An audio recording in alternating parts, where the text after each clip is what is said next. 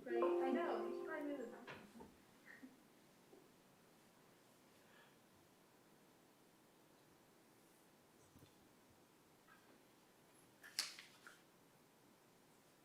As soon as Corey's ready, I'll let you know, Mr. Chair.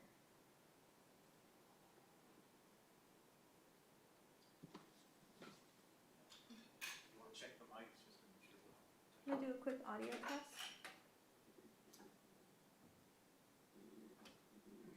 Can you guys hear me okay? Yep.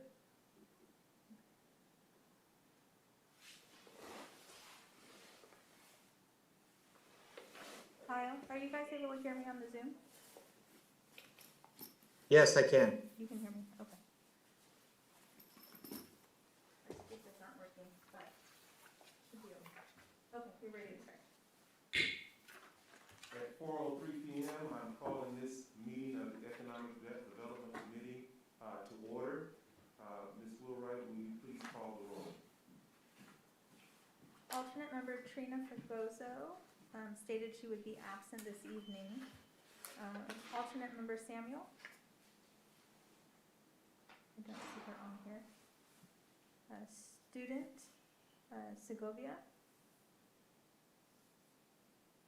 Member Carl Vince. Here. Member Betty Rader. Present. Member Rob Moran. Oh, you're muted. Here. There you go. Thank you. Chairman Lawson. Present. Member Koblet. Present. Member Getka. Here. Member Brown. Here. Member Beneke. Present, but I can't hear you very well. You can. Yeah. Okay. Let me try moving my mic. Member Ahmed said he may be absent this evening. Member Warzinski. I see him there. Kyle, are you able to hear us? Nicole, did you say my name? Yes. Oh, I am here. Let me turn my volume like way up. It's really hard to hear from the chamber. Okay, let me look into the audio issues after we do roll call. City Manager Todd Parton. Councilmember David Fenn. Here. And Councilmember Ray Santos. Here. Did you hear me, Richard, on that? Can you hear me? No. Let me go see if it's working. Yeah. I just test. You can go ahead. I'll just go back there. All righty, thank you very much. I will take the liberty of saying before we get started, it is such an absolute blessing to be here and see all of you. I wish you could see the big old smile that's on this old ugly face of mine. And it is so good to see everyone is healthy and happy. I know everyone's going through rounds of vaccination, so God bless, and this is just wonderful to have each and every one of you in the same room. I'm seeing you all out here on the screens, our Councilman Finn and Member Benecki and the staff, and Member Moran, so it's so good to see you all. With that, we've already discussed those that have requested excused absences, and Ms. Wheelwright shared that information with me. I am going to ask Member Getta if you would lead us, sir, in the Pledge of Allegiance. I pledge allegiance To the flag of the United States of America and to the republic for which it stands, one nation under God, indivisible, with liberty and justice for all. All right. Thank you so much, Member Getta. I'm finding it difficult to hear anybody. I don't know if anybody else is, but Me too. Yeah, we apologize, Mr. Benecki. Ms. Wheelwright and her team are working on seeing what they can do to remedy the audio piece, so we do apologize to you, sir. it's very echoey, like you're in a big chamber and it's echoing. Yes, sir. And I just can't hear you. All right. We apologize. The gentleman is working on it in the booth as we speak, so I'm sure he will get us there. We had an opportunity to review the agenda. I've been told by Ms. Wheelwright that we don't have to approve it, so we're fine there. We'll move forward. Are there any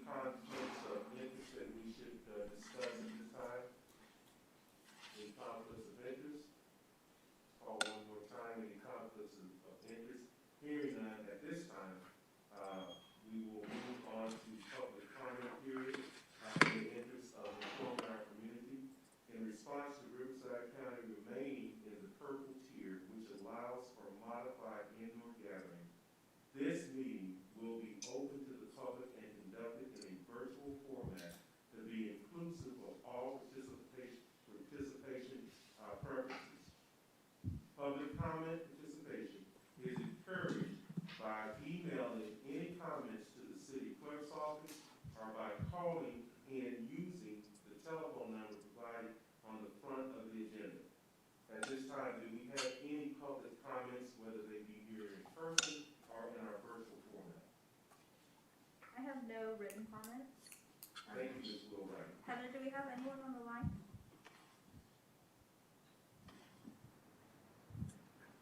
Heather, can you hear me? Do we have anyone on the line?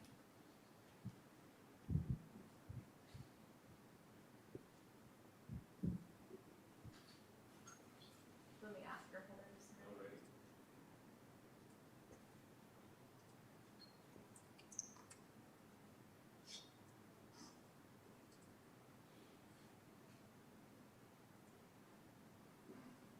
No one on the line.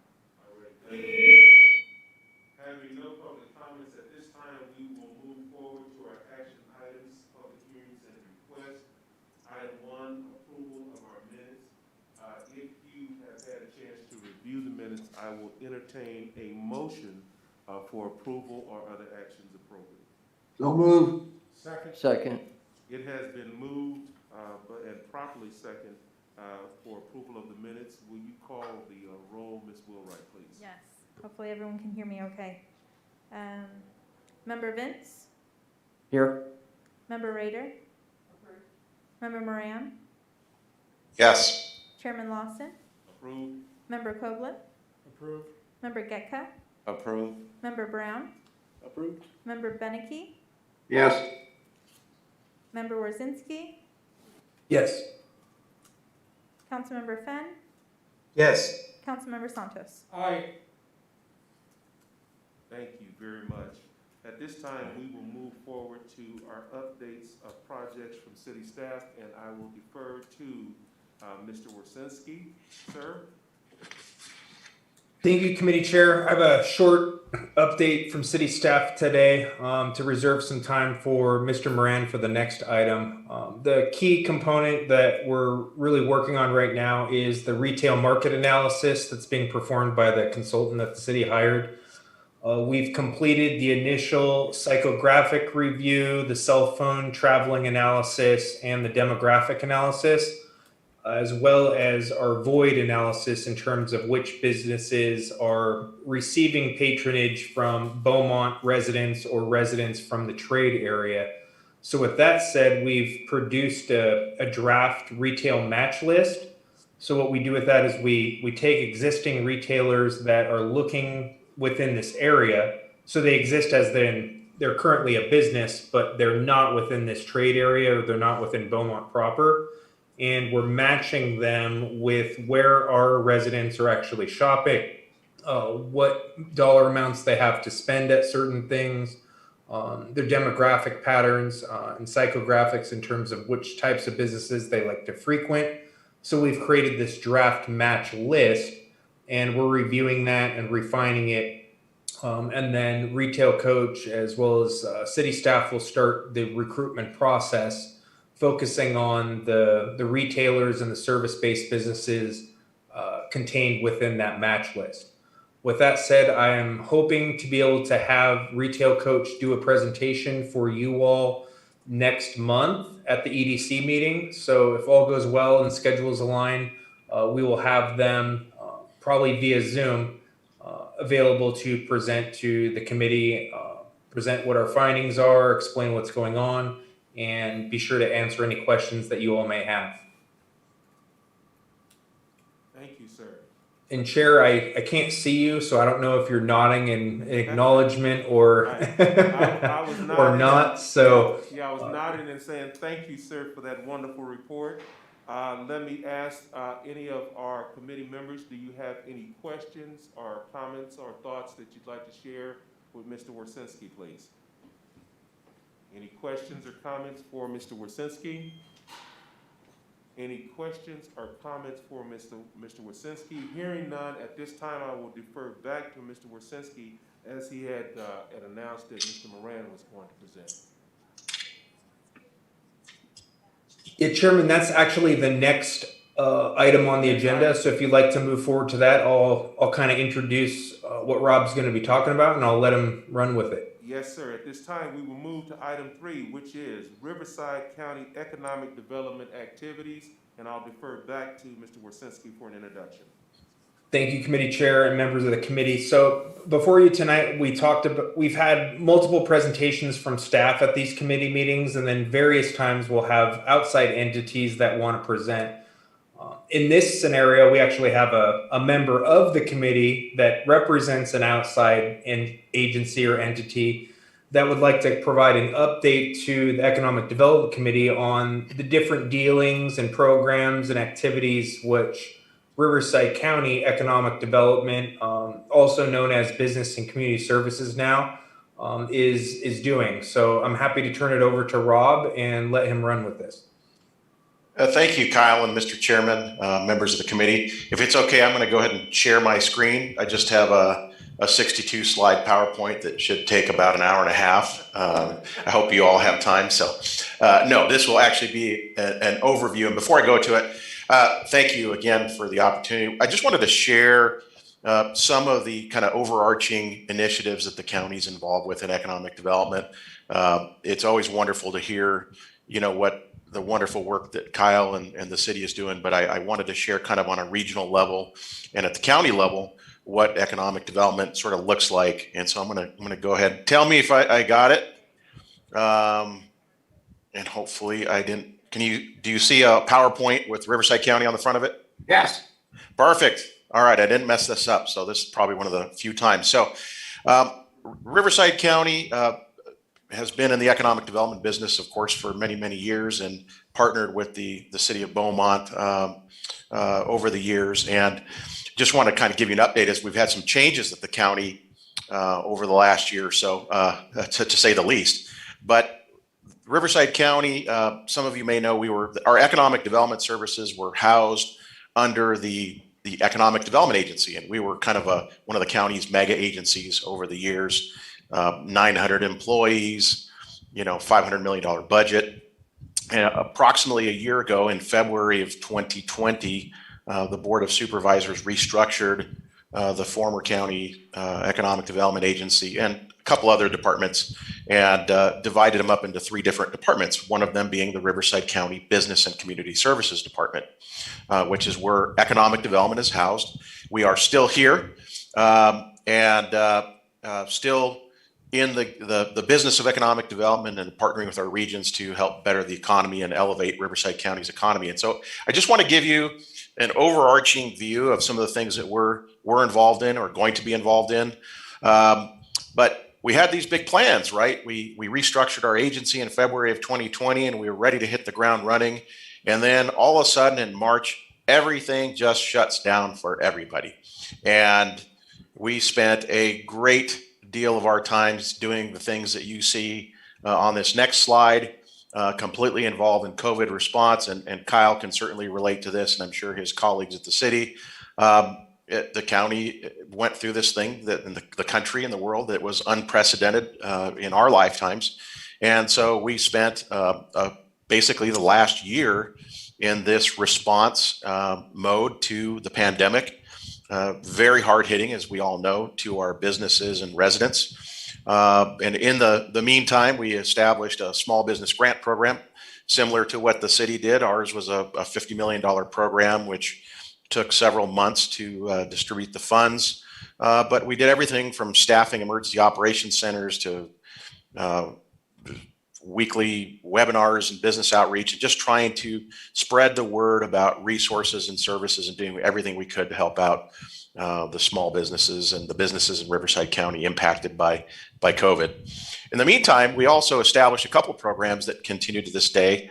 The Business Ambassador Program, which, we're still in the pandemic, it's not over, but I think it's fair to say we're heading in the right direction. It looks like vaccinations are, continuing the number of people vaccinated are continuing to grow. We're moving, it seems, rapidly into the red tier, I hope, cross my fingers. And more guidance is coming from the state, allowing more and more activities to occur, including youth sports and even live concerts to a limited scale. And, theme parks are starting to open. So I think we're heading in the right direction. So as we like to say, we're kind of ready to shake off the COVID coma, so to speak. But there are some things that we started during the pandemic that will continue. And we do have programs like our small business loan program or business ambassador program that assists businesses with safe reopening, and then also traditional economic development services, financing, and so forth.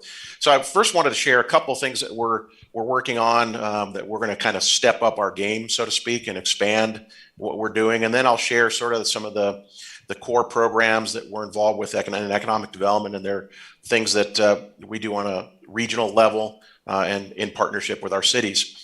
One of the things that we've wanted to do for a long time is elevating Riverside County's profile and our brand. And branding is one of those challenging activities to do, especially on a county-wide basis when you have so many unique and diverse regions. There isn't one 800-pound gorilla, so to speak, that you kind of circle around. It's where this tapestry of beautiful communities and regional economies that all are interwoven but are unique in their own right. And so one of the things that we discovered as part of this pandemic, and not discovered, but a partnership that was formed that was really enhanced, was with our destination branding experts here in the county, the Greater Palm Springs region, Visit Temecula Valley, and they have some really talented destination branding experts. And there's a real close nexus between destination branding and economic development branding. And so we are engaged in a process with our partners there that have actually done this for other destinations on, creating a brand for Riverside County as a business location. To kind of describe it simply, it's not for the county as an organization. It's really for Riverside County as an economy, if you will. And it's a process we're going through. We're going to have stakeholder engagement from different parts of the county to kind of get folks different perspective about who we are, what our strengths are, what our weaknesses are, and then debut something in the next few months. So we're pretty excited about that because that's something we've wanted to do it for a long time, and we've done it in different ways, and even different regions have done it certain ways. But we're excited to elevate the county's profile.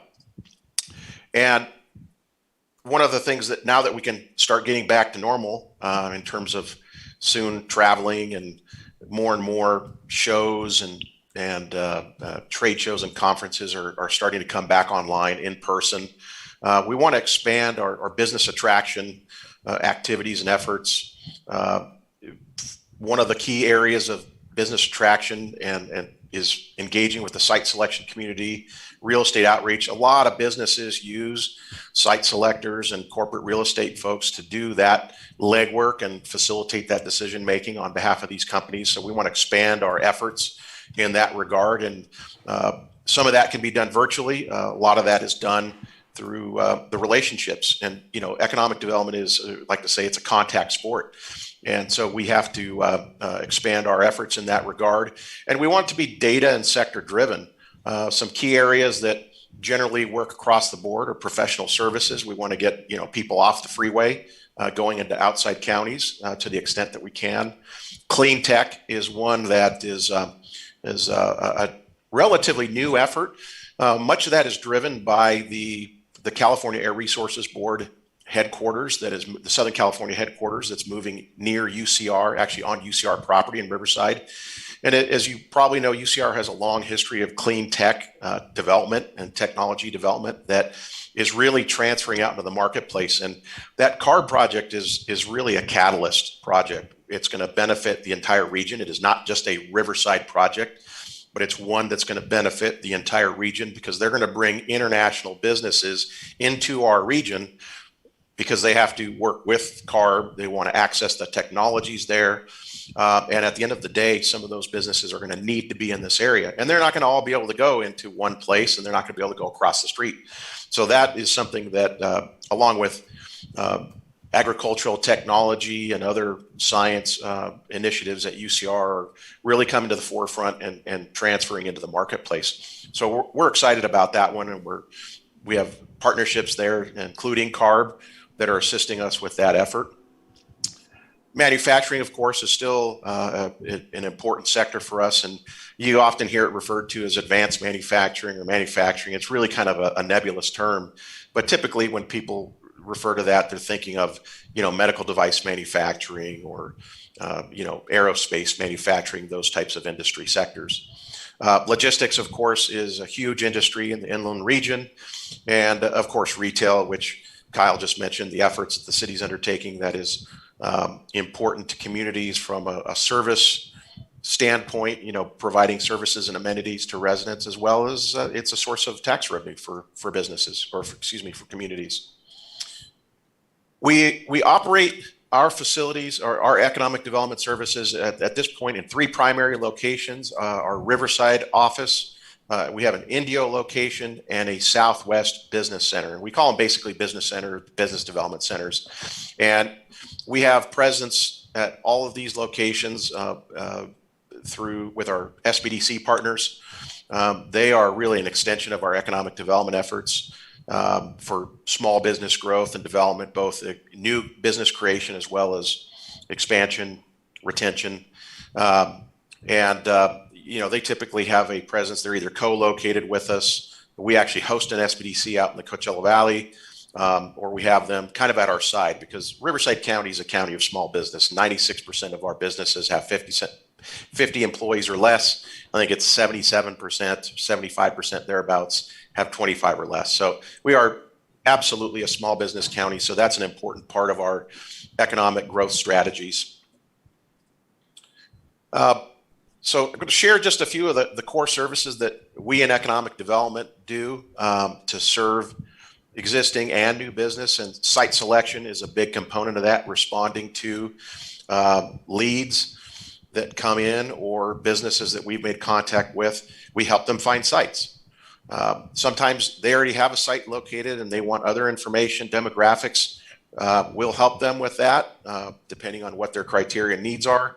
They can also do it online. We have an online site search tool, Rivco Prospector, that folks can find, site location. It's a lot different nowadays than it used to be, where everything was paper and this information wasn't online. Much of that research is done ahead of time, but you still have folks that need help finding sites. That's something we absolutely do. There's incentives and financing available to businesses in a variety of different forms, from your traditional bank financing to, more specialized industrial development bonds, recycling market development zone loans, and even venture and angel capital, which is, relatively new in our region. Foreign trade financing through Export-Import Bank. And so we kind of have that tool chest that we can share with them. And I know Kyle does that as well. Foreign trade zones, there are state and local incentive zones, and the foreign trade zone one is one that we want to grow and expand.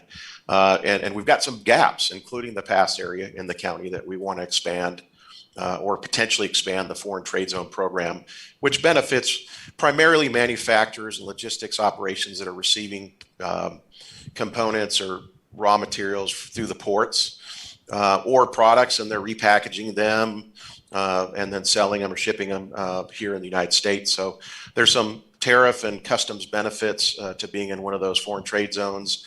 And of course, there's other types of zones related to sales tax and, California competes, and, each one of those we could certainly dive into. But there's different programs and services depending on what a business's needs are. We have an international business office that works with companies. Again, the foreign trade zone program, we can help connect them with the Export-Import Bank. We have a relationship with them that'll help underwrite product sales and financing when they're exporting products. And so that is a specific component. We do offer a service where if a business is located in a foreign trade zone, at no cost, we have a consultant that will analyze whether or not it makes sense to activate their participation in the zone, because there's certain thresholds, like a lot of things, where it makes financial sense for them to do it or not. And that is one of the services that we offer at no cost to a business. Workforce development, there's really, when you hear about what are the two most important incentives that a region can offer, and I apologize, I see I bolded something or forgot to unbold it, but there's really two primary incentives that that a location needs to have or should have to attract and grow businesses. And one is, of course, permitting and certainty in the permitting process. And then, labor, having the appropriate labor and to be able to staff positions is absolutely critical. You don't have the labor, you don't have the skilled workforce, you can forget about the rest because that's a non-starter at that point. So we work closely with our workforce development partners, both at the county through our America's Job Centers, as well as with our community college partners, our higher university partners, in making sure that the curriculum and the training that these folks are getting is appropriate for the industry sectors. And I think Riverside County and frankly the entire region has done a great job adapting to kind of the growth and new skill sets that are going to be required, and the typical typically blue collar operations or occupations, in logistics and manufacturing have changed dramatically, and they're going to continue to change, and you're going to have the advent of automation in a lot of these, so the job skills are going to change. And it's really, really important that we as a region are responsive to those needs and changing requirements on behalf of the private sector and for those new jobs that we aren't even aware of today. And you got, for example, you got people that are making a living selling things on Instagram and Facebook that job didn't exist 10 years ago. And that's not necessarily what we're training for, but it's just an example of the different types of occupations or ways of doing things that have changed dramatically. And so we have incentives through the county where we can help with the on-the-job training and the hiring and recruiting of employees and new employees as well as existing employees. And also when there's the unfortunate situation where businesses are downsizing, we can assist in helping them as well. And lastly, economic development for the county of Riverside is absolutely collaborative. It is not something that we can do in a vacuum. And of course, I took the gratuitous opportunity to highlight the city of Beaumont, put you guys first. So city of Beaumont has been a partner of the county's for many, many years, and Kyle and I work together on numerous projects, and we have debates and discussions about economic development, and it's just a really, I think, a great working relationship. But it takes, the proverbial village and these different organizations, and these are just some of them that are involved and partners with us at the county level, and the community college systems, universities, and so forth. So it really is a collaborative and leveraged effort, leveraged both in terms of finances as well as human resources. There's not a ton of money in this industry, and so we all have to work together to further our mutual goals.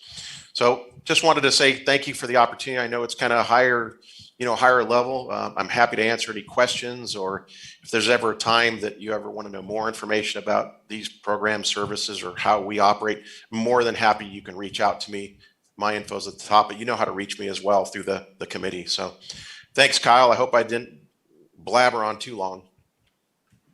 No, Rob, I think that was great. The only thing I might add is that if you all remember when we went through the Economic Development Strategic Plan last month, there was components that Rob explained, and if you look closely in that document, it talks about cooperation or partnerships with outside agencies to deliver some of those services. And Rob just explained the myriad of different things that they do, which really is a extension of what we do here at City Hall as city staff. If I need workforce development, we don't have the resources available for that. But as you saw on that slide, there's 4 workforce development centers located in somewhat close proximity to the city of Beaumont's limits. So that's where we call the county, and we link the county up with a business that needs training or so forth, or people that need training in a specific industry. We link them up with the county in order to deliver that service to our residents and our employees that are working within this area. So you can see how the cooperation and collaboration amongst the city and the county on multiple fronts is very important for us. So with that, Chairman, I'll kick it back to you, and if you'd like to go through and see if people have questions or comments or so forth.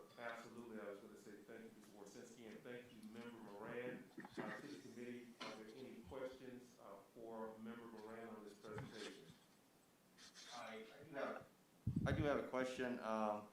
When you showed that rivcoprospector.com site, I noticed you had Beaumont and Banning up there on the screen. Are those statistics from 2018 or 2016? They're not the most recent data, correct? Member Moran, did you hear the question? And Mr. Chairman and Nicole, if there is discussion going on, we are not, at least I'm not picking it up on my end whatsoever. Okay. I don't know if it's just me or. No, I'm not picking it up either. No, me either.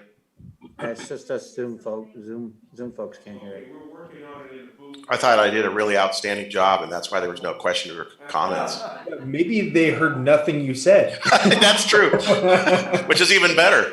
We didn't hear anything. Can you hear me now? That sure wasn't an hour and a half. Can you hear me now? I can do it over again. No, that's okay. Can you hear me now?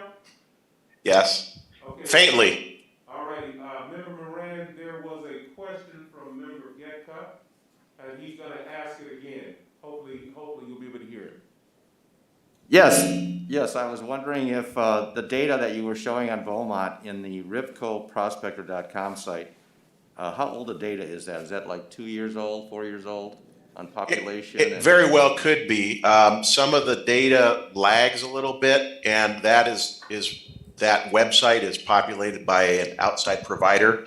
They may not be using the most current Department of Finance annual stat, so I'll check it out for sure. I was just curious. Other questions for Member Moran in this presentation? Chairman? Yes, sir. Councilman. Hey, I'll just remove my mouse in here.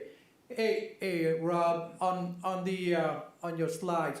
Oh, first of all, good presentation. That's a lot of good information on that. I was Thank not you. Aware that you have those informations, and I'm delighted on that. Now, back on the one of your slides on that, the foreign exchange, and also I'm more on the opportunity zones. Does your office have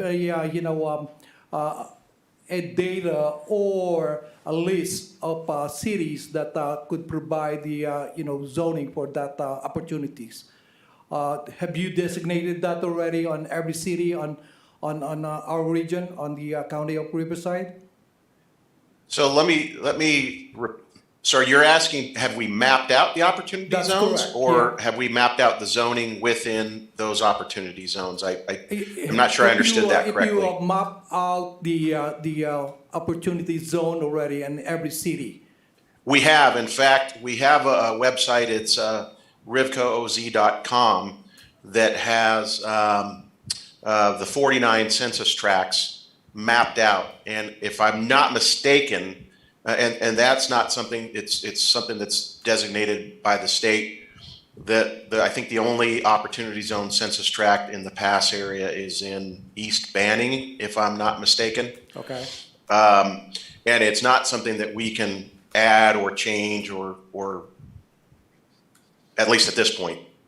No, that's good. I mean, at least it's available on your on your website, right? Yes, it is. Absolutely. And it's got a list of, the different communities that have opportunity zones. It's got the mapping. So yeah, we created an entire website just for Very the good. opportunity zones. That's good, Rob. Next is the you got the foreign exchange and the foreign banks import export in there. And I'm just curious. I do that way back then, back in the 70s and the 80s. I do exchange on every countries. But the thing is, this is my first time seeing that the county is Riverside County is involved. Before I was in LA, I do deal with them back then. Do you have a list of also back again on the list of foreign countries that could be available to deal with? Yes, we do. We have data on both, where we do the most importing, exporting, what countries and foreign-owned entities as they're classified. And then we also work very closely with our partners at the Department of Commerce, the International Trade Administration. We can help do matchmaking and those sorts of things. So we do have that information, council member. Very good. I mean, that's that's super. I mean, the county is stepping up on that, and then that's including the marginal deposits and all those LC and everything. I mean, if you know what I'm talking about. I think it's not my area of expertise. I will admit to you. No, that's okay. We do interact very closely with all the the customs folks and international trade and our partners at the ports. So I'm sure we could get some of that data. Very good, Rob. Last one is the looking on remembering on your slide is the the blue collar. Now back here on the county, and the future of the blue collar is not getting so bright right now because of the the technology and everything. Hopefully, it will be on your plan to have that also, especially on your training. I saw that you have the anticipated training for the blue collar on that. I'm more concerned on that because of the changing of technology so fast already on this, especially on the on the EV, the electrical vehicle. The technicians and all those stuff will be totally different. And I'm glad that you're looking on that already, doing a planning on doing some of those businesses in there. So I'm happy about that. Thank you so much. Thank you for your comments. Appreciate that. Thank you. Additional comments or questions for Member Moran?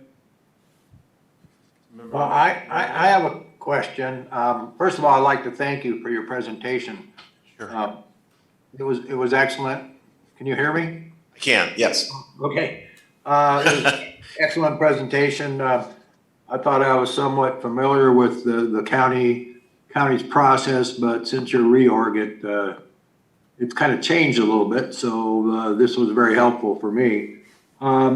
I've always been curious. Now, you may not be able to answer this question, but when the federal government or state government or even the county is looking for placing a service in a community, i.e., let's say DMV or whatever, do you get involved with that at all, or is that pretty political and kind of?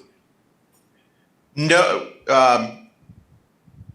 No, I typically don't. That's handled, for example, when it's a county. So let me answer that a couple different ways, because that's got federal, state, and local involved. So at the county level, when we're looking for a facility, we have a real estate department that handles the acquisition, and depending on what the need is, whether it's just an office building or a warehouse for storage or land to build something, we'll go out into the marketplace and we'll typically do an RFP. And we may know the general region because DPSS will want to place an office building somewhere or whatever. It's generally pretty straightforward in that regard. And so a lot of it just depends on the location where the particular department needs that site. Now, when it gets into the state and federal level, they both have their essentially their general services and administration.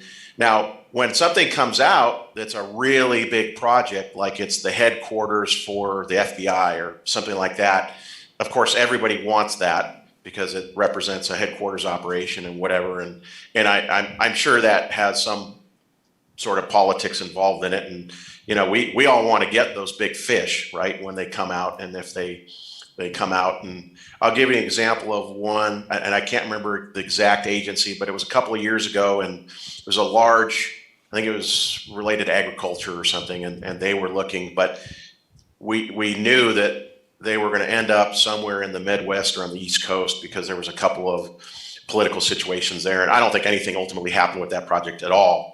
But those big fish tend to be pretty interesting to follow. But generally speaking, when it's kind of I call it your milk run projects, office space or, industrial buildings, those are pretty much, the department says, I need to have a building in Beaumont, go out and find me a 20,000 square foot building or the land to build it on. Or they'll do, one of the things that we're doing is public-private partnerships, where we'll lease the facility from a private developer who's building that on our behalf, and they can do it quicker. economies of scale. We're doing 3 libraries at the same time right now through a public-private partnership.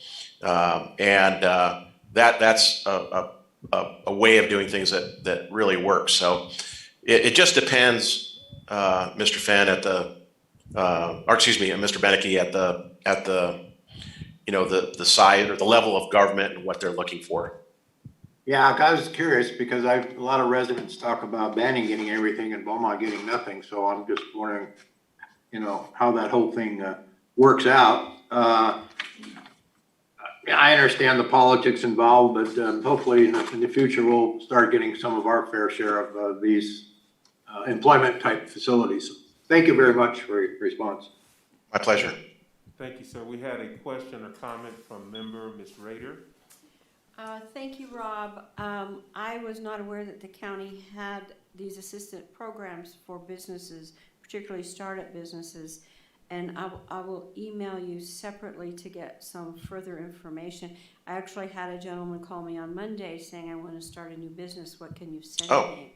Fantastic. So, yeah, please do. I wasn't aware of this, and I will get that literature and information in our office. And thank you very much for making me aware of that. Absolutely. Glad to share. Thank you. Any additional comments or questions for Member Moran? Additional comments or questions from Member Moran? Additional comments or questions? Hearing none at this time, we will move on to topics for future agendas. Are there any suggestions or recommendations from the committee based on the list that we have here under items 4, 5, and 6? Member Ms. Rader? This is kind of a general question. Last month, the homeless situation was on this list. It's not here this month. I have maybe had 5 different encounters where people approached me and said, what's the city of Beaumont and the Chamber of Commerce doing about homelessness? The Chamber of Commerce isn't doing anything about homelessness. We're just trying to save the businesses that exist now. But who does help with that in the city of Beaumont? Who should I send them to, or who should I look to? I'm going to defer, if I could, to our elected officials that are on our board or to Mr. Worsinski. So we have Council Member Finn and Council Member Santos, as well as Mr. Worsinski, who can possibly shed some light on that question. Sure, I can take it unless I don't want to speak for Councilmember Fenn or Councilmember Santos, but I can touch it if you guys prefer. Go ahead. Hey, Kyle. So our homeless and that type of population and the programs that we have available for them are utilizing the county resources are headed up by our police department. So if residents have questions on those or if businesses have questions on those, we encourage them to call the police department directly, and then they have resource officers that engage with the residents as well as the businesses and business owners if they're having issues or concerns. Thank you, Mr. Worsinski. Any other input on that particular topic? Did we answer your question, Ms. Rader? Yes, what I get a lot is a lot of information about the Banning project. Yeah. Burnt down. Yes. But it was a pretty significant and impressive program, and a lot of other cities were looking at that program as an example of what they could do. It doesn't sound like we have anything on the horizon along those lines. Which, I'm not a proponent of it, I'm just asking. No, on that side, when that campsite, burned down, and we did the, our part on that. I think majority of them, we put them on the, hotel, on the motel and hotel until now, on that. So we got majority of them on that. We accommodate them. So we do some. Oh yes. Some placement. Yes, our police department, jump in already on that, and because most of our motel is approved by the state and the county on that, so we did take care of them on that. And A majority of them, I think there's almost 30 of them. Okay, and Yeah. they would then through that program or that situation get some social services? That's correct, yeah. Well, I have an answer now, so Oh, thank you. okay, yeah. Thank Thank you, you. Councilmember. Oh, you're Santos. welcome, thank you. All right. Any additional questions or discussion of topics for future agendas? Yeah, I would like to see something regarding the downtown revitalization, if anything's going on, what's going on. Ever since I moved to Beaumont, I've been hopeful that our downtown would somehow morph or rise up from where it is to a very nice, maybe high-tech type town. I'm not really big on the old town. I think we're looking at a new town. I know there's a lot of pieces to this puzzle, but at some point in time, maybe we can have just a general discussion on that.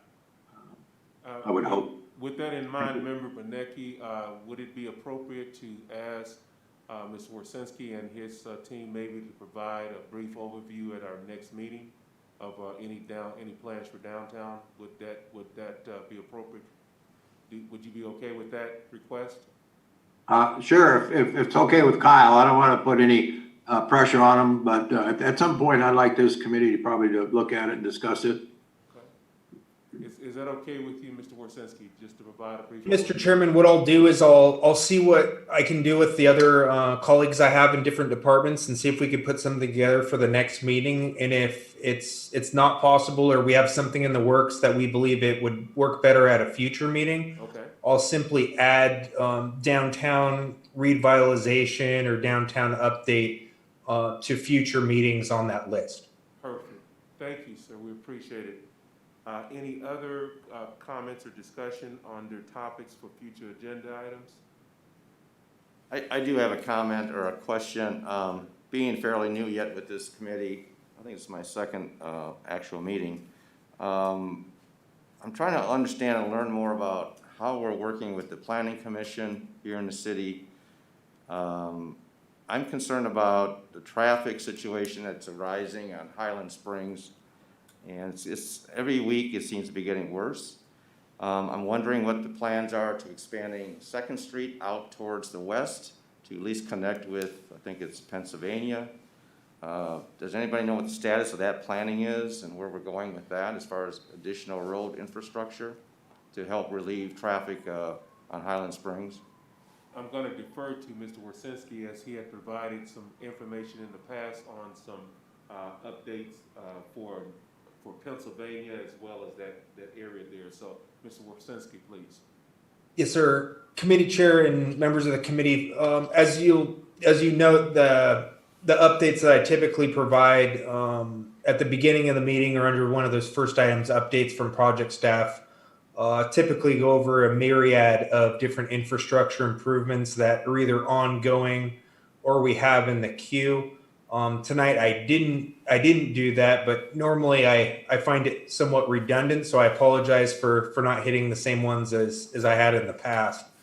On 2nd Street, we're currently in design of extending 2nd Street from its current terminus towards the west to connect with Pennsylvania Avenue. So that will relieve some of the traffic that needs to go either down to 1st Street or up Highland Springs.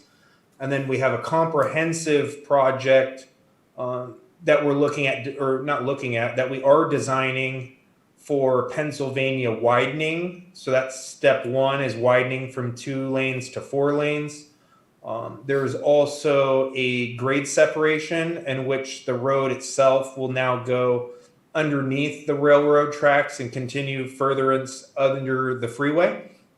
And as a component of that, we are also seeking design and Caltrans approval for the 2 additional ramps that are missing at the Pennsylvania interchange, because we kind of have a half interchange at this point in time. So what we have found out from Caltrans is that those two additional ramps are predicated or tied in with the grade separation. So the ramps can't not, at least that's the latest we've been told, and things could change in terms of design. But the latest information I've received is that the ramps need the grade separation in order to not create a queue of people waiting in the event they're trying to get off the new ramp and there was a train, then they couldn't turn, and then that could then back into the freeway. So that's Caltrans' concern. Seems legitimate to me, as I could definitely see that happening. So those are the three projects on Pennsylvania that really in working in tandem in terms of design and then ultimate construction when funds become available. And I think I heard another question on our engagement with the Planning Commission. Was that correct? Yes, I was just curious how we're interacting with that group and that committee, or that. Yeah, so the Planning Commission is itself appointed body by the city council members. So the city council appoints members to the Planning Commission, and that commission is tasked with doing the various duties and performing duties related to the municipal code that lays out those duties. So they can approve certain things that go through the planning process, and then on other more substantial projects, they are a recommending body to the actual city council, who has the final say, yay or nay on certain other projects. So the Economic Development Committee doesn't necessarily fall within that framework or that chain of command, for lack of a better term. The Economic Development Committee is more of an advisory role directly to the city council on business development, a lot of the programs that you've seen or you've read through in the Economic Development Strategic Plan. Now, those things that we're working on as staff and the programs that we present to the EDC, and then you guys provide feedback, which then ultimately goes to city council, plays a part in overall what city council vision is, what goals they'd like to see achieved. And ultimately, if those things happen, that creates work for the Planning Commission, right? So if we work on the strategic plan, if we're doing business expansion and a business wants to expand, well, those applications, those processes end up at the Planning Commission for their review and discretionary approval. So hopefully that makes sense. So we're not really in that chain of command or line, but things that staff does and things that the committee provides input on as an advisory committee could end up at the Planning Commission or at City Council. Okay, thank you. Are there any John? other? Oh, yes, sir. Can I interject on that? Let me interject in here, Kyle.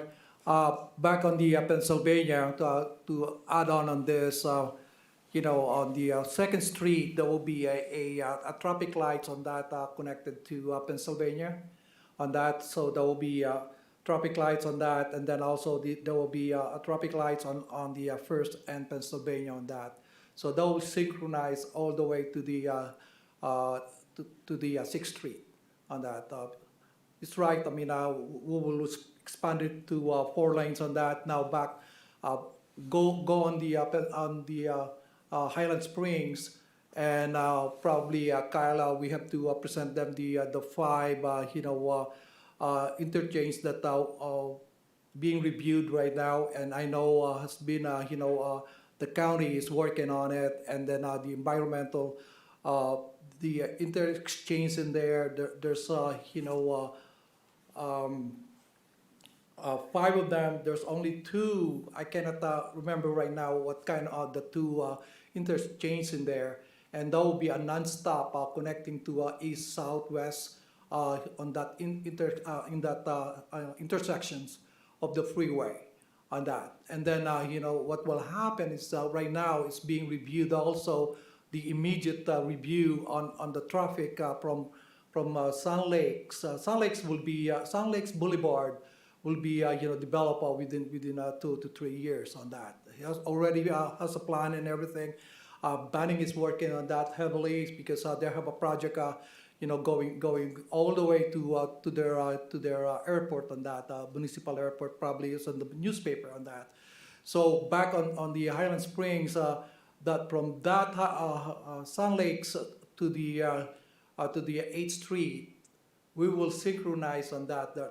We're spending money on that to have a to synchronize all the traffic lights in there, so the flow of the traffic will really continues on that, especially the intersection of that freeway on that. If we could pull out that we did review that last year on the intersection on that. I mean interchange and everything. We will widen the on the Highland Springs. I'm talking about Highland Springs going eastbound on that. That will be widened on that, and then the one on going LA on the west side, there will be two lanes going to the LA portion on that eastbound, and then that will be widened too. So there will be and then the intersection. I wish I have it. I wish I could share that to you graphically. There will be a flow in there. So, but we're talking about within 5 years on that. That's the thing that I could share with you on that. We did that last year, and has been everybody compromised on that, especially Banning. They agreed on that.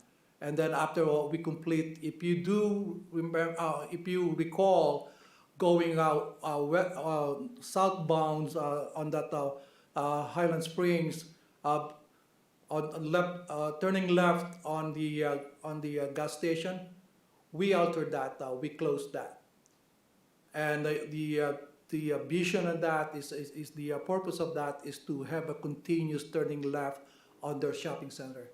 And though they were really doing a contest on that, but we explained to them, our crew, our staff, and the engineers and everything explained to them, and now they're happy. I mean, because they're happy of servicing their commercial center in there. So we spend that. That's our cost on that. So we're Banning and us, we're really working together on that. So hopefully, I know they're excited also on that interchange that the Caltrans will approve. Again, it's the funding, but I think 5 years it will happen on that. So I just add on that.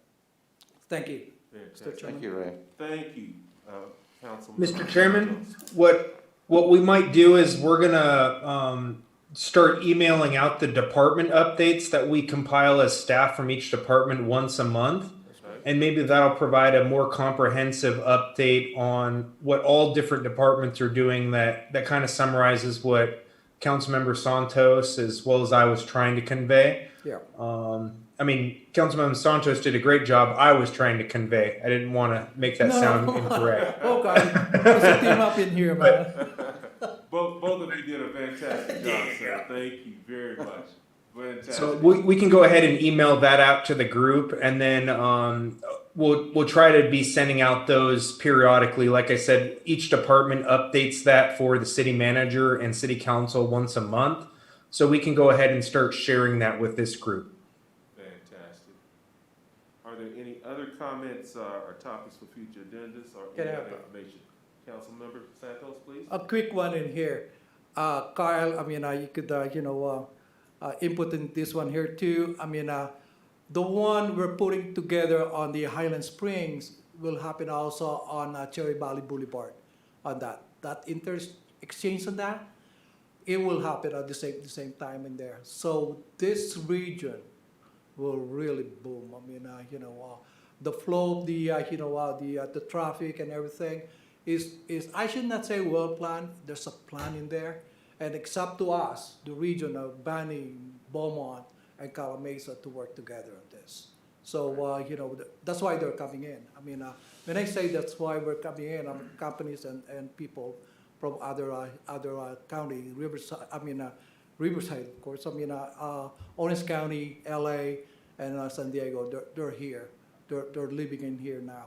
So that's what's going on.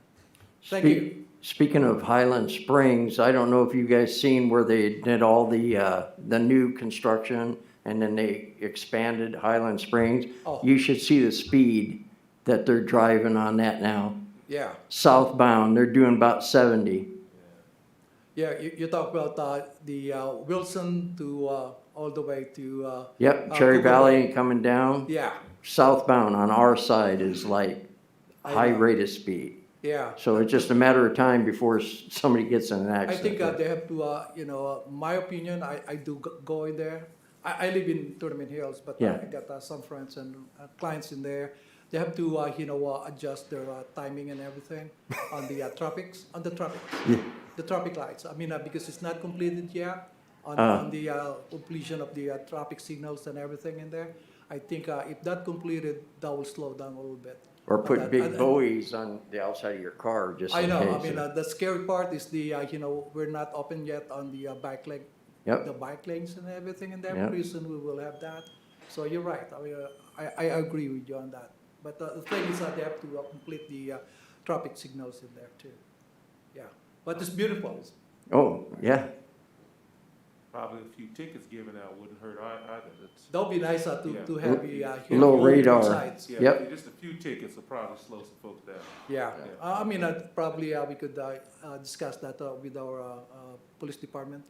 Absolutely. Not sit.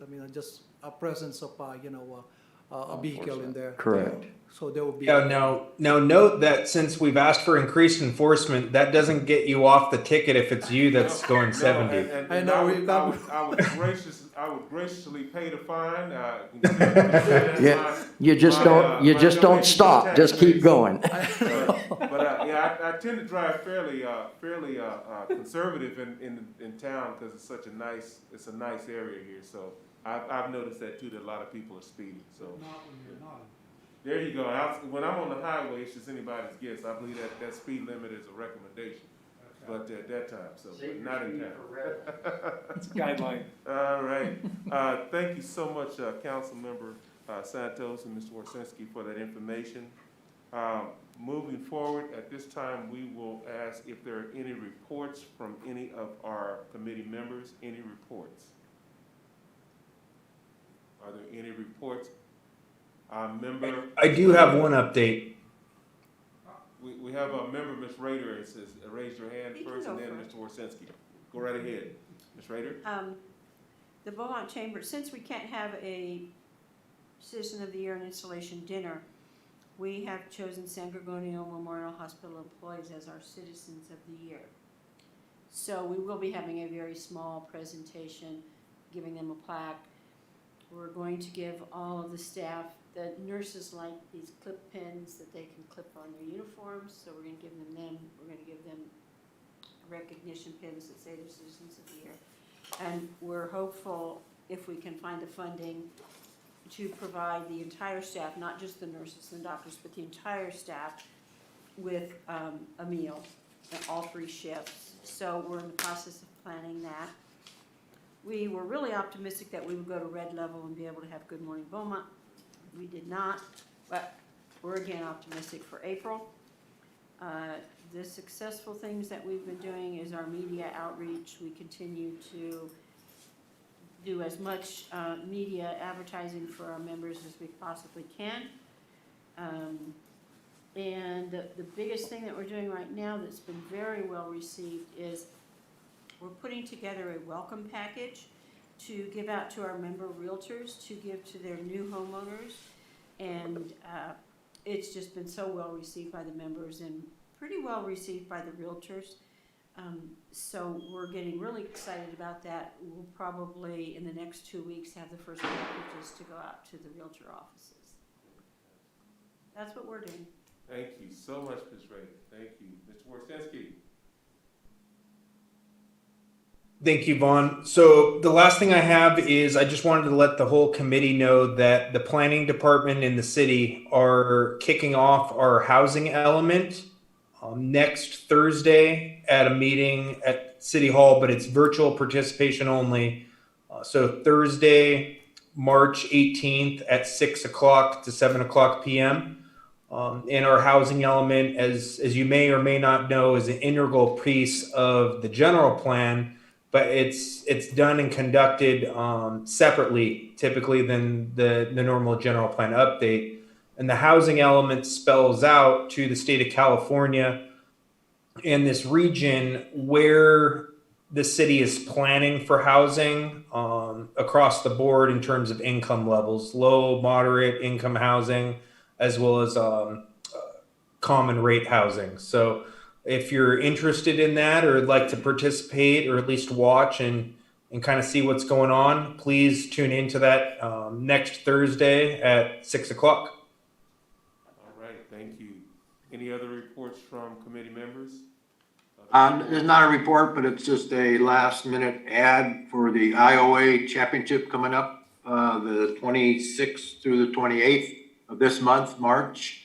And I'd like to thank Betty Rader for her assistance in getting the word out on this. And I know the state's kind of hasn't really released too many guidelines on people attending this kind of event, but the IOA people and stuff have been in conversation with the county of Riverside, and they're encouraging people to come. There will be masks, there will be temperature checks, social distancing, all the stuff we've heard about and that we're adhering to. But it's a great event. Get outdoors, get some exercise, see some great golf.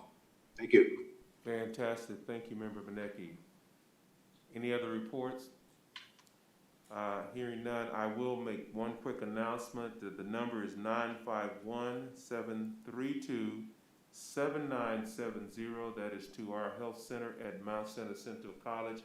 I know we're doing a lot better with getting vaccinations out, but if any of our citizens who happen to fall into the category under Tier 1A, which is 65 or older, or employees in the field of education, are welcome to come and need to schedule to get vaccinations down at our Mount San Jacinto campus in San Jacinto. We're also doing it at our Menifee campus. So if you do know any of our citizens, our elder citizens who have had difficulty getting in or finding a place, and I know it's getting a lot better, but certainly we would welcome the opportunity to serve our community by making sure everybody gets the vaccination. I'm taking my second one tomorrow morning, so and they're really great professional staff. I didn't feel a thing, and I'm scared of needles. So great job. That said, if there are no other reports, and I'm going to ask for a point of clarification from Ms. Wheelwright, we don't have to take a vote on the adjournment, do we? No, sir. All Just right. in time. Unless anyone disagrees, we're going to at 5:11 p.m. adjourn this meeting of the Economic Development Committee of Beaumont. Thank you, everyone. Stay safe. Bye-bye. My understanding is the way it was, they said anyone employed by the Yes. in the field. Yeah, if you want to just toss it, that'd be great. So Yeah.